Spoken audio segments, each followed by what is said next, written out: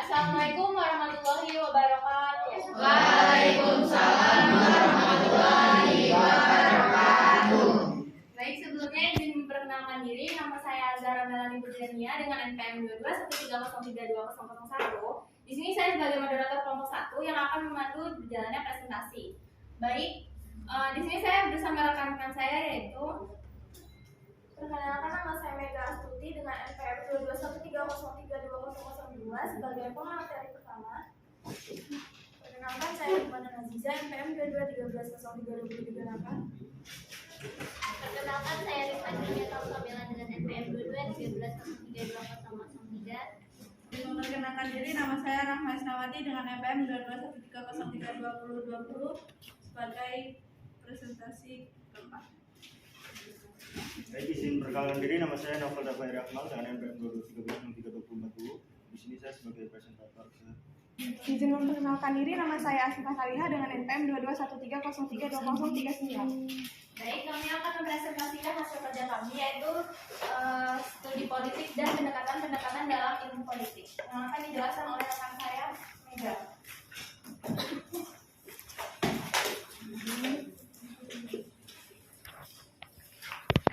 Hakikat politik sebagai ilmu pengetahuan. Politik adalah art government atau seni pemerintahan yang berasal dari bahasa Yunani. Ada rakyat sebagai pemegang kekuasaan tertinggi yang memberikan mandat kepada pemerintah untuk melaksanakan kebijakannya. Jadi, dengan kata lain, studi politik mengkaji tentang persoalan kekuasaan yang rakyat itu memberikan wewenangnya kepada pemerintah untuk melaksanakan kebijakannya sesuai dengan konsekuensinya. Ada pokok pikiran yang ditulis oleh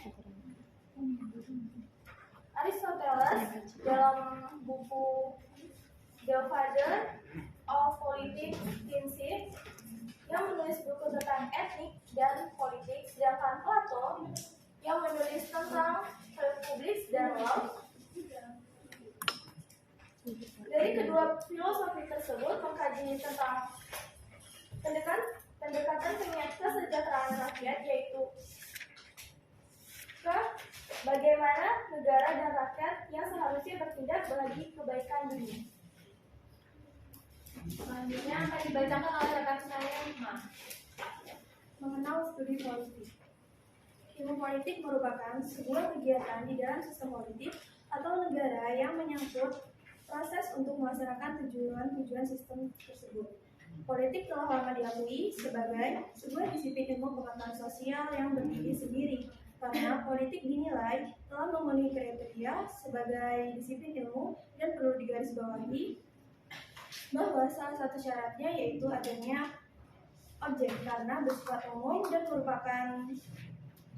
merupakan topik yang dibahas secara global tentang pokok persoalan atau subject matter. Sedangkan objek formal lebih bersifat khusus dan spesifik karena merupakan pusat perhatian atau focus of interest suatu disiplin ilmu pengetahuan. Fokus objek kajian ilmu politik menurut ahli yang pertama menurut Roger of Southall, yaitu ilmu politik kekuasaan dan pembagian pendudukan. Yang ketiga menurut Josque Michel, yaitu ilmu politik mempelajari pengambilan keputusan kolektif. Yang keempat menurut Hungerwell, yaitu ilmu politik menelaah tentang kebijakan pemerintah, proses dibentuknya ataupun akibat-akibatnya. Yang kelima menurut Maxwell, yaitu ilmu politik mempelajari masalah siapa mendapat apa, kapan dan bagaimana. Baik, selanjutnya akan dibacakan oleh rekan saya, Rifka. Objek kajian studi politik. Objek adalah sesuatu yang menjadi pokok pembicaraan. Objek merupakan apa yang akan diamati, diteliti, dipelajari, dan dibahas.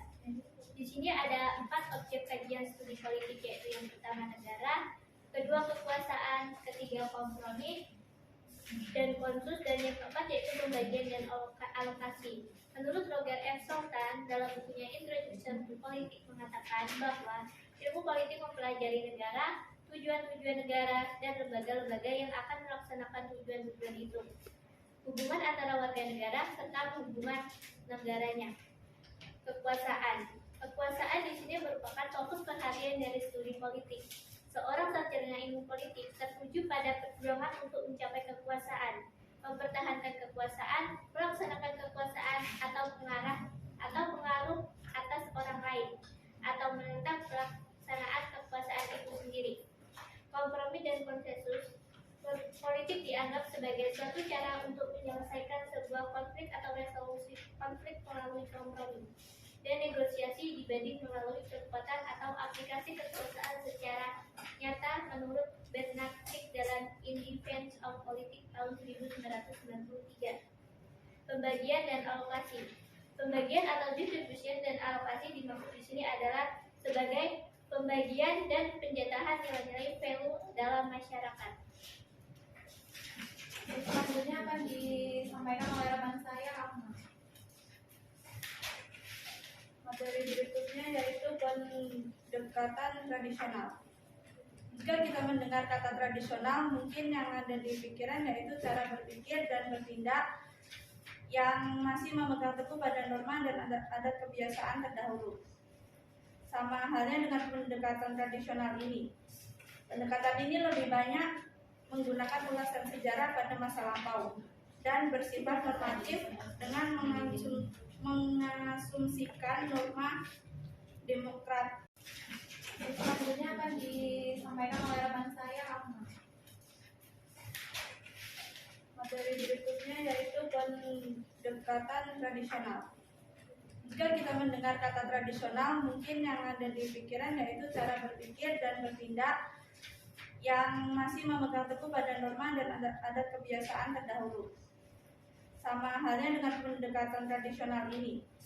Pendekatan ini lebih banyak menggunakan ulasan sejarah pada masa lampau dan bersifat normatif dengan mengasumsikan norma demokratik dari Barat. Pendekatan ini meliputi beberapa metode analisa politik yang mulai populer di kalangan ahli di Amerika Serikat pada sekitar abad ke-19.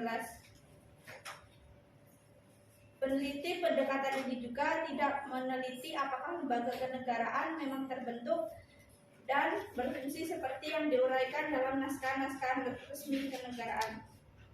Bahasannya pun mengenai sifat dari Undang-Undang Dasar, masalah kedaulatan, kedudukan, dan kekuasaan formal, serta yuridis dari lembaga-lembaga kenegaraan. Lembaga-lembaga kenegaraan ini seperti parlemen, badan eksekutif, badan yudikatif. Dengan demikian, pendekatan ini mencakup unsur legal maupun internasional. Seiring dengan berjalannya waktu, para ahli politik yang tidak puas atau tidak setuju dengan pendekatan ini melakukan pendobrakan terhadap pendekatan dan akhirnya timbul pendekatan baru. Selanjutnya akan disampaikan oleh rekan saya, Nopal. Baik, di sini saya akan menjelaskan mengenai hakikat perilaku.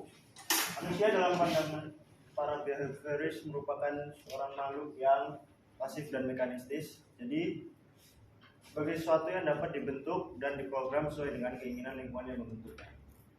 Kemudian manusia sebagai pribadi terbagi menjadi dua. Yang pertama pribadi yang sehat, dan yang kedua adalah pribadi yang bermasalah.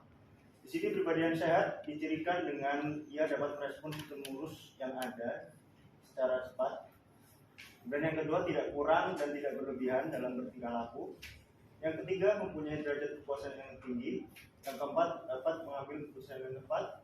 Dan yang kelima yang mempunyai self control yang baik dan memadai. Kemudian ciri-ciri dari pribadi yang bermasalah. Yang pertama, tingkah laku yang tidak sesuai dengan tuntutan lingkungan di mana tempat dia berada. Dan yang kedua, tingkah laku yang salah dari lingkungan yang salah yang menurut standar nilai. Sekian penjelasan. Baik, selanjutnya akan dijelaskan oleh rekan saya, Asyifa. Baik, materi selanjutnya pendidikan pasca perilaku. Pendekatan pasca perilaku, the post behavioral approach. Pendekatan ini dapat dikarakterisasikan sebagai post behavioral. Pendekatan ini bahannya yang muncul dari penekanan post ini adalah bahwa setiap individu yang diberikan dapat disesuaikan sejauh pengaruh ia dapat mengubah struktur sosial dan ekonomi. orientasi terkait dengan administrasi publik adalah masalah baru dengan hasil kebijakan pemerintah. Sekian. Baik.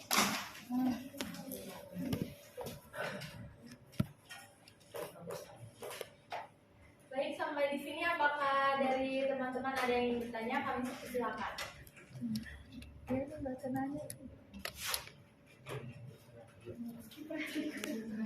Harapan diri saya terima dengan NPM 221303204. Saya ingin bertanya mengenai kaitan ilmu politik. Apakah akan selalu dikaitkan dengan negara dan pemerintah? Mengapa? Mengenai kaitan ilmu politik.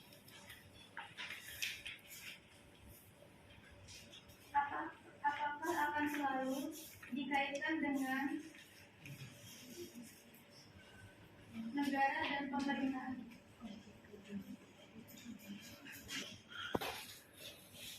Sebelumnya izin perkenalkan diri, saya Novia Imani Putri dengan NPM 221303206. Saya ingin bertanya, bagaimana bisa kekuasaan menjadi pusat fokus dalam objek ilmu politik? Terima kasih. Bagaimana bisa kekuasaan menjadi pusat fokus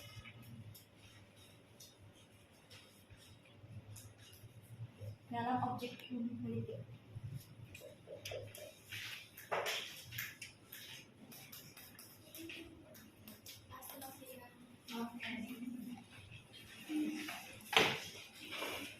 Sebelumnya izin memperkenalkan diri, nama saya Adi Pranesa Putra dan angkatan 2013-03-2016. Di sini saya ingin bertanya, apa sih yang menjadi pembeda antara ilmu politik dan ilmu negara? Terima kasih Adi.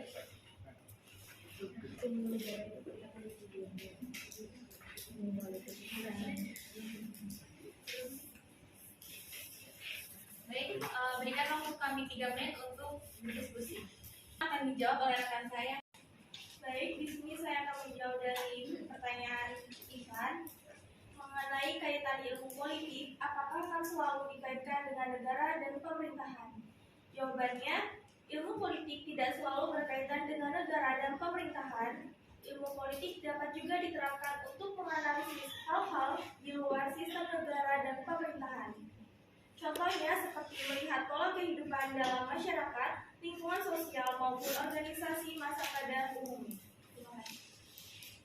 Selanjutnya pertanyaan dari Novia akan dijawab oleh rekan saya.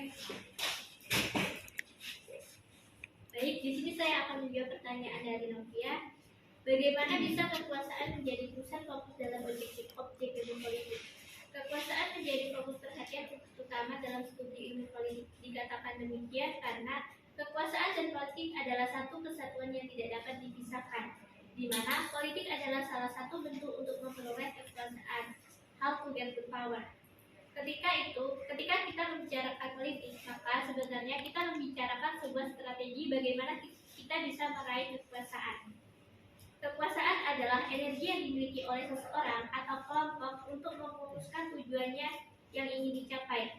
Kekuasaan dalam politik ini artinya menghimpun dan menempatkan energi setiap orang dalam kelompok untuk memperoleh kekuatan dalam memuluskan dan mencapai tujuannya yang dihendaki seseorang tersebut. Terima kasih. Selanjutnya pertanyaan terakhir. Jadi, dari pertanyaan pertama dan kedua, apakah teman-teman ada yang ingin menanggapi atau menambahkan? Oke, sebelumnya terima kasih atas waktu yang sudah diberikan. Saya Aisyah Suciningrum, NPM 2213032024, akan menambahkan sedikit jawaban dari pertanyaan Novia, di mana kekuasaan bisa menjadi objek politik. Seperti yang sudah dijelaskan rekan Rifka, bahwa tadi di PowerPoint itu sudah tertera bahwasanya objek kajian politik adalah negara, kekuasaan, kompromi, pembagian, dan alokasi. Jadi di mana yang sudah dijelaskan dan sudah dipaparkan tadi seharusnya bisa dikaji terlebih dahulu sebelum bertanya. Jadi pertanyaan itu bukan yang jawabannya sudah ada di presentasi tadi, melainkan pertanyaan yang bisa memunculkan ide-ide baru atau jawaban-jawaban yang tadi sudah dipresentasikan seperti itu. Tadi pertanyaan dari Intan, tadi kan pertanyaannya apakah Hubungan politik itu selalu berhubungan dengan pemerintahan gitu kan? Tadi jawaban dari teman-teman kelompok 1 menjawab selalu ada hubungannya, dan berdasarkan literasi yang saya peroleh di sini, ilmu politik itu tidak selalu berkaitan dengan pemerintahan. Ilmu politik itu juga bisa diterapkan untuk menganalisis hal-hal yang di luar sistem negara, seperti melihat pola kehidupan dan interaksi manusia dan di lingkungan bisnis, sosial, organisasi, sampai komunitas-komunitas dan interaksi manusia lainnya. Sebelumnya izin memperkenalkan diri, nama saya Angelita dengan NPM 2213030208. Di sini izin menjawab menanggapi pertanyaan dari Aisyah, yaitu kenapa ilmu politik cakupannya lebih luas daripada ilmu negara. Yang pertama, ilmu negara itu bersifat realitis yang hanya mencari fakta, sedangkan ilmu politik itu bersifat praktis seperti menganalisa peristiwa-peristiwa politik kehidupan negara sehingga sifatnya dinamis. Sekian, terima kasih. Teman-teman, apakah ada yang ingin menanggapi lagi atau menambahkan? Saya persilakan.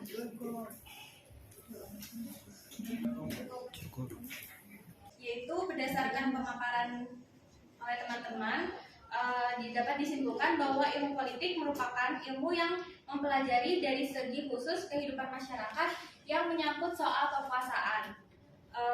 Objek kajian ilmu politik menurut pemahaman kami adalah batasan-batasannya dengan ilmu-ilmu sosial lainnya, mulai dari sosiologi, antropologi, sejarah, geografi, ekonomi, dan psikologi. Kajian ilmu politik dapat menggunakan dua pendekatan, yaitu pendekatan kualitatif dan kuantitatif.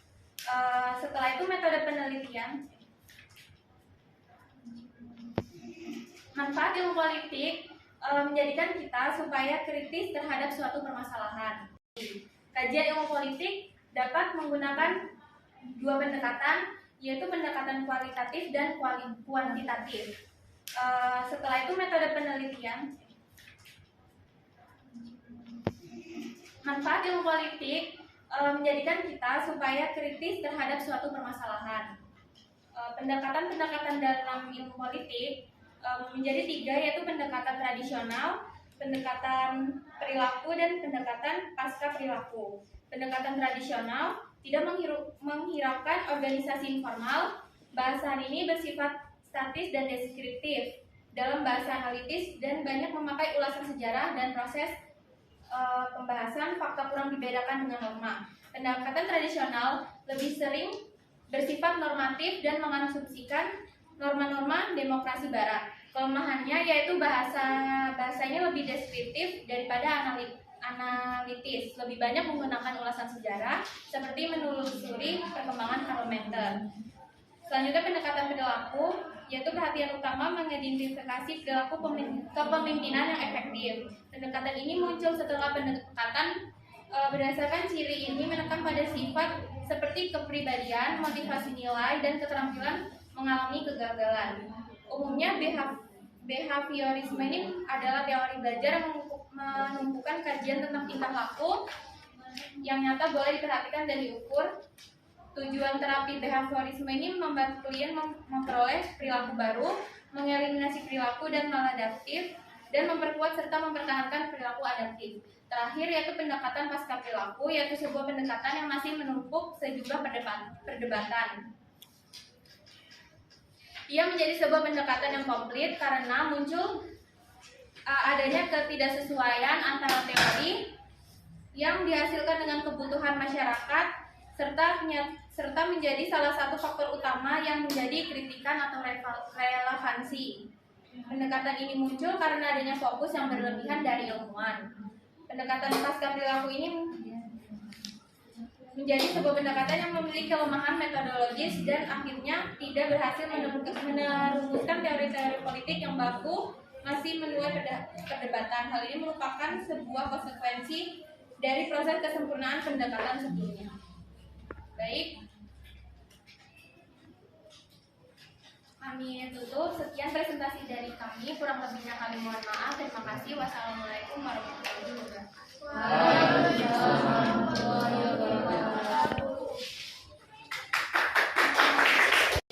Kajian ilmu politik dapat menggunakan dua pendekatan, yaitu pendekatan kualitatif dan kuantitatif. Setelah itu metode penelitian. Manfaat ilmu politik menjadikan kita supaya kritis terhadap suatu permasalahan. Pendekatan-pendekatan dalam ilmu politik menjadi tiga, yaitu pendekatan tradisional, pendekatan perilaku, dan pendekatan pasca perilaku. Pendekatan tradisional tidak menghiraukan organisasi informal.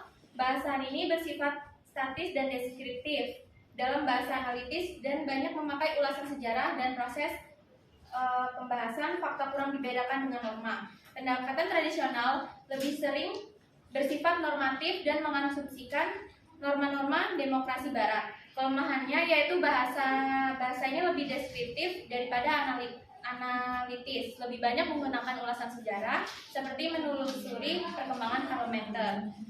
Selanjutnya pendekatan perilaku, yaitu perhatian utama mengidentifikasi perilaku kepemimpinan yang efektif. Pendekatan ini muncul setelah pendekatan berdasarkan ciri ini menekan pada sifat seperti kepribadian, motivasi nilai, dan keterampilan mengalami kegagalan. Umumnya behaviorisme ini adalah teori belajar yang menumpukan kajian tentang tingkah laku yang nyata boleh diperhatikan dan diukur. Tujuan terapi behaviorisme ini membantu klien memperoleh perilaku baru, mengeliminasi perilaku dan maladaptif, dan memperkuat serta mempertahankan perilaku adaptif. Terakhir yaitu pendekatan pasca perilaku, yaitu sebuah pendekatan yang masih menumpuk sejumlah perdebatan. Ia menjadi sebuah pendekatan yang komplit karena muncul adanya ketidaksesuaian antara teori yang dihasilkan dengan kebutuhan masyarakat serta menjadi salah satu faktor utama yang menjadi kritikan atau relevansi. Pendekatan ini muncul karena adanya fokus yang berlebihan dari ilmuwan. Pendekatan pasca perilaku ini menjadi sebuah pendekatan yang memiliki kelemahan metodologis dan akhirnya tidak berhasil merumuskan teori-teori politik yang baku, masih menuai perdebatan. Hal ini merupakan sebuah konsekuensi dari proses kesempurnaan pendekatan sebelumnya. Baik, kami tutup. Sekian presentasi dari kami. Kurang lebihnya kami mohon maaf. Terima kasih. Wassalamualaikum warahmatullahi wabarakatuh.